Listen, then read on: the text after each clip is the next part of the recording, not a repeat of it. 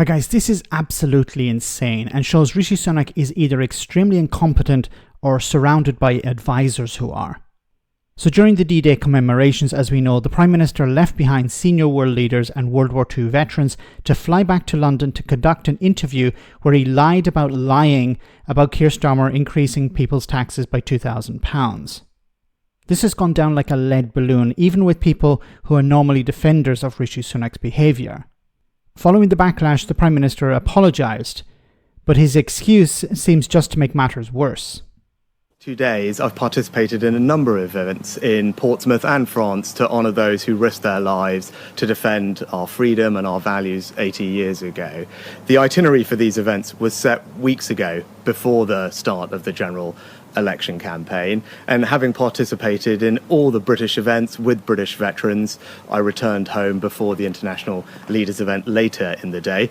On reflection, that was a mistake and I apologise. I think it's important though, given the enormity of the sacrifice made, that we don't politicise this. The focus should rightly be on the veterans who gave so much. I had the honour and privilege of speaking to many of them and their families, hearing their stories, expressing my gratitude personally to them. But I'm someone who will always admit when I've made a mistake. That's what you'll always get from me. I have to say, Prime Minister, you sound more exasperated than apologetic. These men made the ultimate sacrifice, and you couldn't even sacrifice a whole afternoon. Ken Hay, a 98-year-old D-Day veteran, told us that you let the country down. Is he right? I participated in events both in Portsmouth and in France over 2 days because this is an incredibly important moment for our country to commemorate the sacrifice of all of those and their service. And it was a real honour and a privilege to meet many veterans and speak to them and their families, hear their stories, express my gratitude to them, and build on our record of making sure that this is the best country in the world for veterans. Prime Minister, you didn't care, did you? No, I cared deeply. Then why didn't you stay?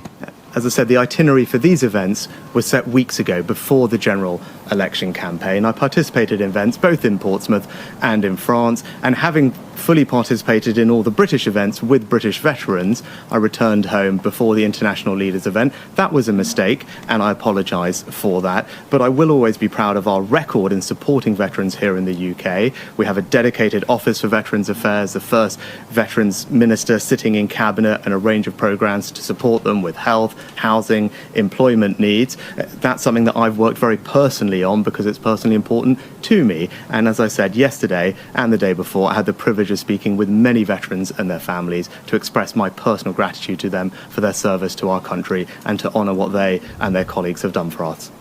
My goodness, the further it went on, the worse it became. So his excuse is, well, there was an itinerary problem.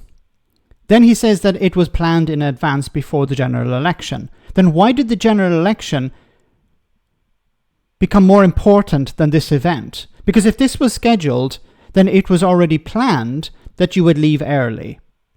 Then why did you say why didn't you apologise straight away for that? Why wasn't it told to the public that you were leaving early? People discovered after, and you only apologised because there was a massive backlash. It seems also that Rishi Sunak had no intention of going there in the first place. There was some sort of compromise with the French for him to actually go at all. And now he's saying he had to come back because, well, there was an itinerary issue. Now, who made this decision? Who made the decision for Rishi Sunak to leave early? Was it him? Or was it some ex-IEA advisor? Because it seems to be the communications team have been ex-IEA people, which is quite telling. But who made that decision? Because ultimately it has to be Rishi Sunak that would have to decide. Because who was advising him? David Cameron, the Foreign Secretary, was there. Did David Cameron not say to Rishi Sunak, actually, you should hang around, mate? It would be a good idea. It looks bad, you leaving for the international event. And maybe this is what's the key word here, international. He stayed for the British one, but he left for the international event. Was this advice by advisors from the ex-IEA advisors who were telling him, look, to hell with the international thing. Remember, we want to leave the European Convention on Human Rights because it's a foreign court. Maybe that was the decision. It's international. It looked bad, you taking part in an international event. It's better you just go early. But honestly, who's advising him? And once again, did he make the final decision? Did he say, yeah, actually, it would be a good idea to leave? Leave for what? It's not like there was some sort of international event taking place in Britain or some emergency. He returned to do an interview with ITV to regurgitate lies that he had lied about in the debate that was pre-recorded. It wasn't even a live event. It was a pre-recorded one. Now, also he said, please don't make this into a political issue. Don't turn it into a political football. This is, of course, him trying to cover his behind once again. So first it's an itinerary issue. That doesn't make any sense. And then finally, don't turn it into a political issue. Focus on the veterans. Like, he could have actually just come out and said, look, I'm sorry, I messed up. It was a stupid decision. I returned. I shouldn't have made that decision. I'm sorry for that. But no, it's, I'm sorry, but the reason I had to go was because of the itinerary. It's weak.